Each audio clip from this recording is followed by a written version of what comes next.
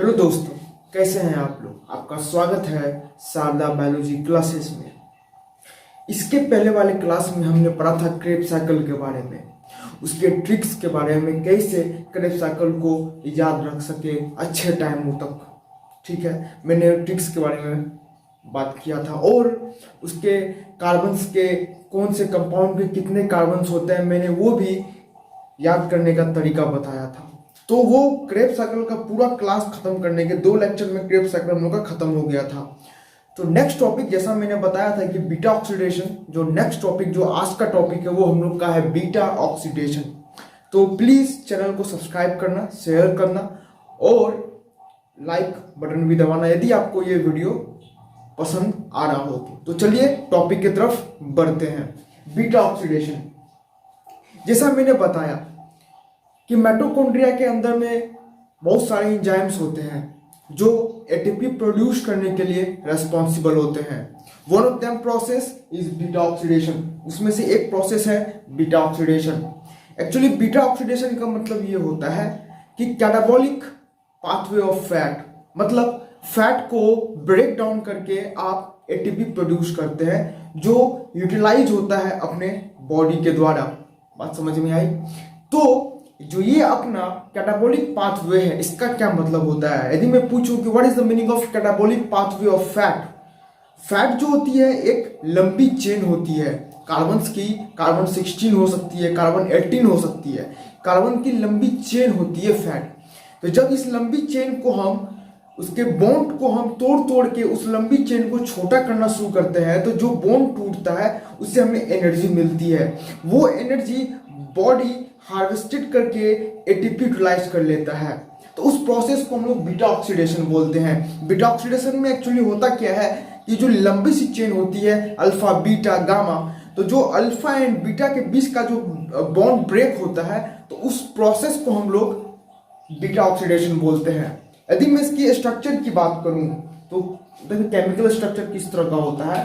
तो जो अपना बीटा ऑक्सीडेशन होता है कुछ इस तरह का होता है। जो बीटा ऑक्सीडेशन होता है वो C डबल बॉन्ड O इस तरह का one compound of hydrogen with functional group. इसमें जो फंक्शनल ग्रुप होता है उसको लोग बोलते हैं कार्बोक्सिलिक एसिड। क्या बोलते हैं? Carboxylic acid, COOH। अब यदि मैं इस R को यहां पे मिटा दूं और इससे कार्बन को जोड़ दूं, मान लो इसे इस तरह से, तो मान लेते हैं ये अल्फा है एंड ये बीटा है। मान लेते हैं ये अल्फा है एंड ये बीटा है। ठीक है, जब इस दोनों के बीच का बॉन्ड यहां से ब्रेक करता है तो उसी को हम लोग बोलते हैं बीटा ऑक्सीडेशन। क्या बोलते हैं? Beta oxidation. मतलब बीटा ऑक्सीडेशन का मतलब होता है कैटाबॉलिक, क्या बोलते हैं? Catabolic pathway of fats. Catabolic pathway of fat, इतना बात समझ में आई। अब जो ये बीटा ऑक्सीडेशन होता है ये माइटोकॉन्ड्रिया के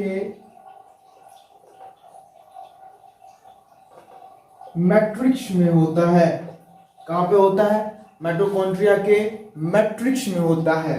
क्यों होता है? बिकॉज जितनी भी एंजाइम्स, मतलब कि बीटा ऑक्सीडेशन करने के लिए जो भी रिक्वायर्ड एंजाइम्स होते हैं जो इस प्रोसेस को कर सकते हैं, वो सारे एंजाइम्स प्रेजेंट होते हैं इनसाइड दी माइटोकॉन्ड्रिया। मतलब जो रिक्वायर्ड एंजाइम्स होते हैं, जो रिक्वायर्ड एंजाइम्स होते हैं वो प्रेजेंट होते हैं माइटोकॉन्ड्रिया में। वो प्रेजेंट होते हैं माइटोकॉन्ड्रिया में। ठीक है, अब हम ये देखते हैं कि जो ये एक्चुअली जो ये फैट्स होता है ना, ये अपने बॉडी में स्टोर्ड किसकी जगह होता है और ऐसा कौन सा टिश्यू है जो इस फ्री फैटी एसिड को अपने बॉडी में स्टोर करता है, ठीक है। फिर उसके बाद हम ये देखेंगे कि ये कैसा इसका स्ट्रक्चर होता है और किस तरह के ये अरेंजमेंट में प्रेजेंट होता है अपने बॉडी के अंदर। तो चलिए देखते हैं।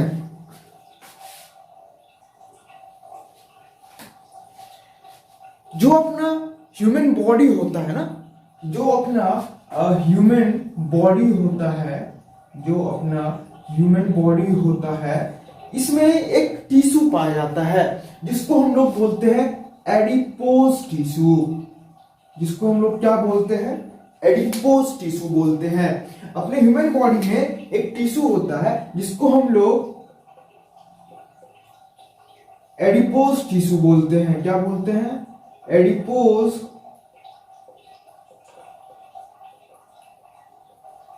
टिश्यू बोलते हैं। ये एडिपोज टिश्यू जो होता है यही स्टोर्ड करता है, क्या करता है? स्टोर्ड करता है फ्री फैटी एसिड को, फ्री फैटी एसिड को। कौन स्टोर करता है फ्री फैटी एसिड को अपने बॉडी में? तो ये एडिपोज टिश्यू करता है। अब तो ये फ्री फैटी एसिड है, ये अपने एडिपोज टिश्यू में प्रेजेंट होता है। मतलब मैं ये कहना चाह रहा हूं कि these free fatty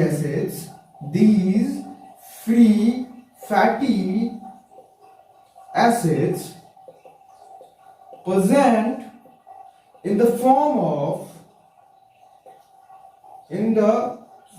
of triglyceride, in the form of triglyceride. किसके फॉर्म में होता है ये होता है ट्राइग्लिसराइड।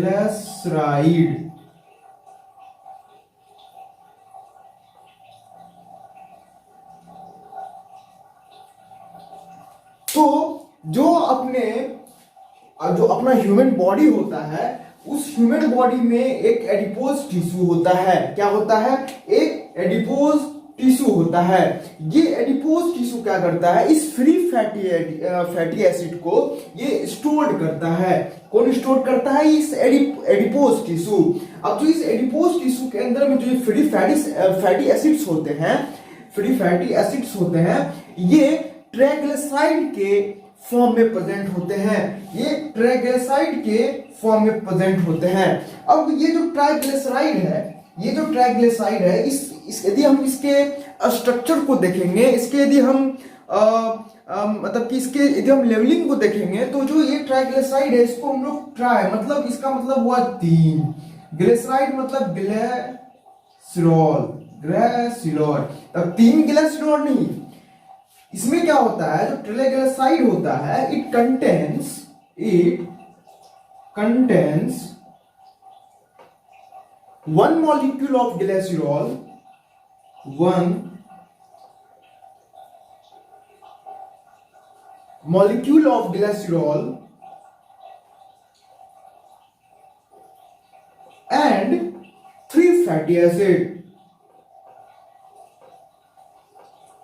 3 fatty acid।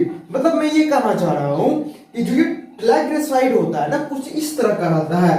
सेंटर पे एक ग्लिसरॉल का मॉलिक्यूल होता है, सेंटर पे एक ग्लिसरॉल का इस तरह से मॉलिक्यूल होता है, और इसके तीनों साइड्स में फैटी एसिड्स प्रेजेंट होते हैं कुछ इस तरह के बॉन्ड बना के। ये बॉन्ड में होते हैं, ये कुछ इस तरह से फ्री फैटी एसिड्स प्रेजेंट होते हैं अपने एडिपोज टिश्यू के अंदर में। ये बॉन्ड बना के ये फ्री फैटी एसिड्स ग्लिसरॉल के साथ बॉन्ड बना के अपने एडिपोज टिश्यू में प्रेजेंट होते हैं, ठीक है।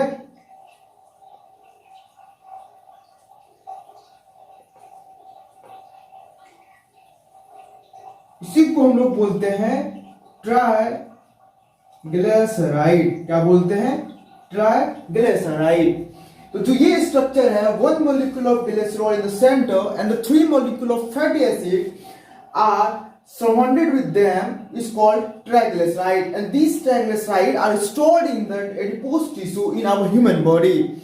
मतलब कि जो एडिपोज टिश्यू होता है इसके अंदर में जो फ्री फैटी एसिड्स होते हैं वो प्रेजेंट होते हैं ग्लिसरॉल के साथ with 3 molecule of fatty acid, वो ट्राइग्लिसराइड के फॉर्म में प्रेजेंट होते हैं एडिपोज टिश्यू के अंदर में। ठीक है, इतना बात समझ में आ गई।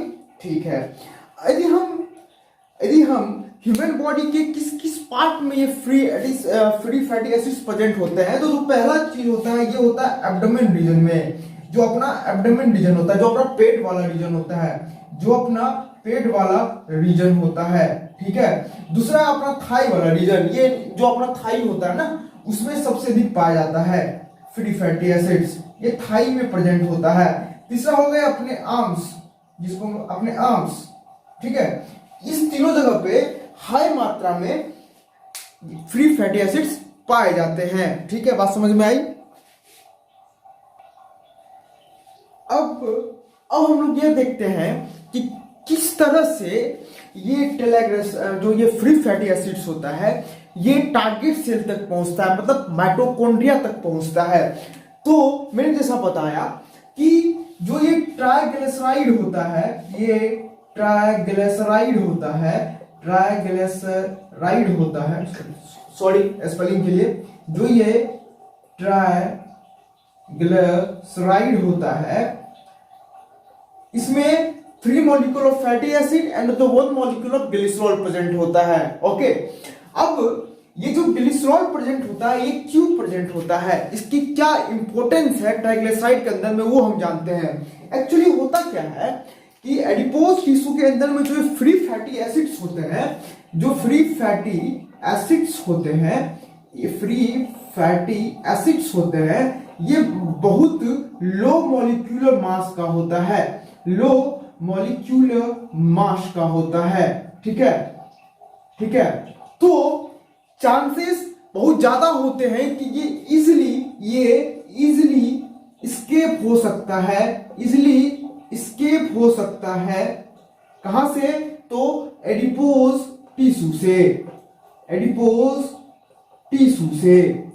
तो उस चीज को प्रिवेंट करने के लिए जो अपना ग्लिसरॉल जो होता है ये इंपॉर्टेंट रोल प्ले करता है, ये इंपॉर्टेंट रोल प्ले करता है। किस चीज के लिए इंपॉर्टेंट रोल प्ले करता है? जो ग्लिसरॉल है ना, ये एडिपोज टिश्यू से ये जो फ्री फैटी एसिड्स होते हैं जिसके जो मॉलिक्यूलर मास होते हैं वो बहुत लो होते हैं, उसको एस्केप होने से ये प्रिवेंट करता है। क्यों? क्योंकि जो ग्लिसरॉल होता है it's has very high molecular mass, इसका जो मॉलिक्यूलर मास होता है, मॉलिक्यूलर मास होता है वो बहुत ज्यादा होता है, और साथ में ये फ्री फैटी एसिड के साथ में फ्री फैटी एसिड के साथ में ये बॉन्ड बना के रहते हैं, ये बॉन्ड बना के रहते हैं। अब बात करते हैं कि कैसे ये जो फ्री फैटी एसिड्स होते हैं ये टारगेट सेल तक पहुंचते हैं। एक्चुअली होता क्या है कि जब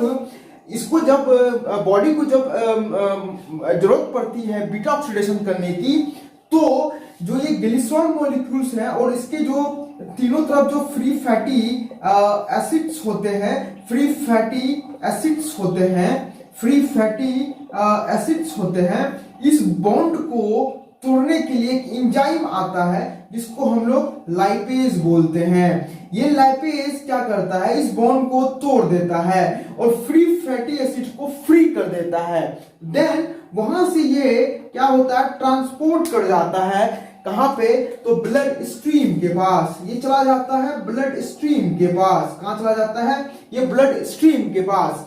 अब ये ब्लड स्ट्रीम से ये ट्रेवल करते हुए ट्रांसपोर्टेशन करके सीधा पहुंचता है सेल में, टारगेट सेल में। कहां पहुंचता है? मान लेते हैं ये कोई सेल है, ये टारगेट सेल में पहुंचता है। टारगेट सेल के साइटोप्लाज्म में ये मान लेते हैं ये साइटोप्लाज्म है, ये और ये न्यूक्लियस है, मान लेते हैं ऐसा। ठीक है, ये अपना न्यूक्लियस है। ठीक है, अब ये टारगेट सेल में यहां से फ्री एटिस ट्रेवल करके यहां पे पहुंच गया। Got it? Cytoplasm of the cell, cytoplasm of the cell में ये फ्री फैटी एसिड पहुंच गया। अब क्या होता है कि क्योंकि टारगेट सेल के अंदर में भी माइटोकॉन्ड्रिया होता है, तो माइटोकॉन्ड्रिया मान लेते हैं यहाँ पे अपना ये वाला एरिया, ये वाला, ये अपना माइटोकॉन्ड्रिया है। Got it. अब माइटोकॉन्ड्रिया के ये हो गया आउटर माइटोकॉन्ड्रियल मेम्ब्रेन, ये हो गया इनर माइटोकॉन्ड्रियल मेम्ब्रेन, और इस दोनों के बीच का हो गया इंटर माइटोकॉन्ड्रियल स्पेस, और इस ये वाला रीजन जो है ये वाला ये हो गया आपको मैट्रिक्स। अब मैं लेबलिंग कर देता हूं इससे आपको याद रहे।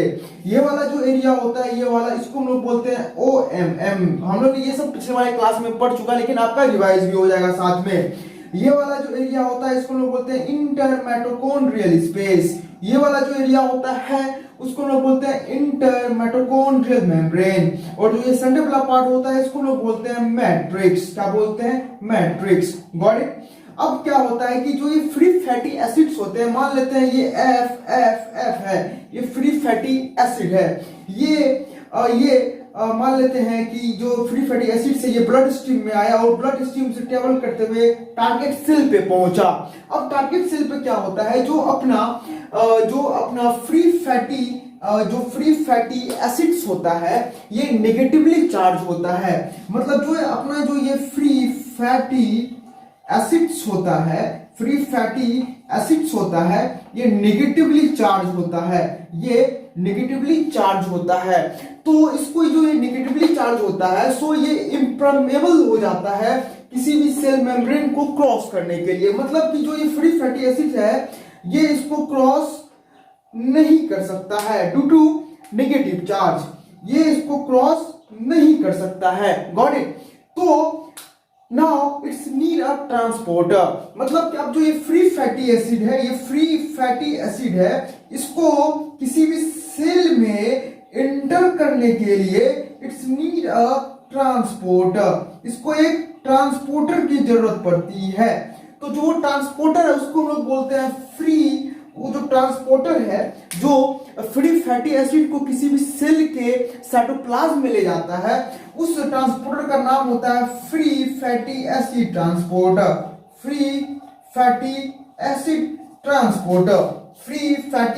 ट्रांसपोर्टर। इसके थ्रू क्या होता है कि जो फ्री फैटी एसिड्स होता है वो सेल के साइटोप्लाज्म में इंटर कर जाता है, सेल के साइटोप्लाज्म में इंटर कर जाता है। इसके आगे देखते हैं।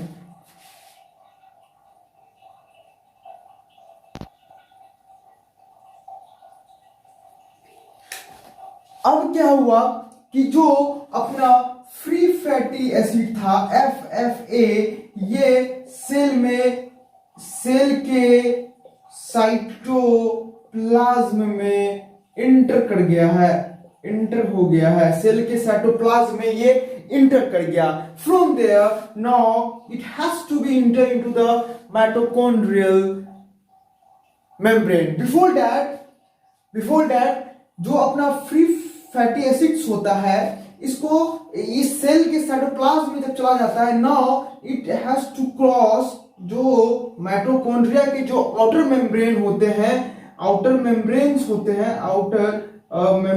होते हैं उसके साथ साथ इनर मेम्ब्रेन को भी क्रॉस करना पड़ेगा for the free fatty acid. समझे? तब ये माइटोकॉन्ड्रिया के मैट्रिक्स वाले रीजन में क्रॉस करना पड़ता है। ये वाला पार्ट हम लोग लास्ट में पढ़ेंगे, बिकॉज हियर जो पोरिन्स जो होता है, जो मैंने बताया था कि सेल के साइटोप्लाज्म में से कोई भी मूवमेंट होगा माइटोकॉन्ड्रिया की तरफ तो वो इस पोरिन्स के थ्रू होगा। तो जो ये वाला पार्ट है ना, इसमें बहुत सारे एंजाइम्स काम आते हैं, बहुत सारे ट्रांसपोर्टर काम आता है। उसमें एक नाम है ट्रांसलोकेज, ये सब हम पढ़ेंगे। ठीक है? यहां तक मतलब मैं ये एक ओवरव्यू देना चाह रहा था, एक माइंड मैप बनाना चाह रहा था कि कैसे कोई भी फ्री फैटी एसिड अपने बॉडी के एडिपोज टिश्यू से कैसे वो सेल के साइटोप्लाज्म में जाता है, फिर सेल के साइटोप्लाज्म से वो माइटोकॉन्ड्रिया के मैट्रिक्स में इंटर करता है। ये बात आपको समझ में आ गई होगी। तो आज के क्लास में हम लोग ने ये पढ़ा कि कैसे जो फ्री फैटी एसिड होता है उसका ट्रांसपोर्टेशन टारगेट सेल तक होता है, टारगेट सेल तक होता है, from adipose tissue, from adipose tissue. ये बात समझ में आ गई। अब जो हम लोग कल की क्लास में पढ़ेंगे वो हम पढ़ेंगे वो करेंगे माइटोकॉन्ड्रियल पार्ट। माइटोकॉन्ड्रिया के, अब माइटोकॉन्ड्रिया में कैसे ट्रांसपोर्टेशन, कैसे वो इंटर करता है आउटर मेम्ब्रेन को क्रॉस करके और इनर मेम्ब्रेन को क्रॉस करके, वो कैसे मैट्रिक्स में पहुंचता है, ये हम कल वाले क्लास में पढ़ेंगे। तो माइटोकॉन्ड्रियल वाला जो पार्ट है वो हम लोग कल पूरा करेंगे। माइटोकॉन्ड्रियल पार्ट जो है वो हम लोग कल पूरा करेंगे। और थर्ड वाले के लेक्चर में हम लोग क्या करेंगे, थर्ड वाले जो हम लोग का जो लेक्चर होगा उसमें हम लोग पढ़ेंगे कि कैसे ये ऑक्सीडेटिव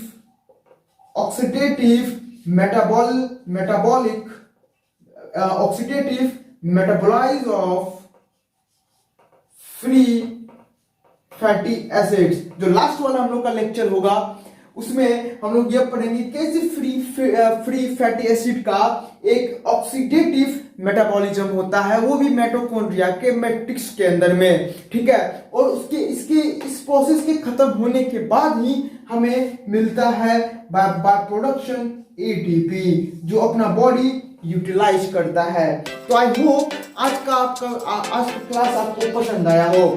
ये जो क्लास था ये बीटा ऑक्सीडेशन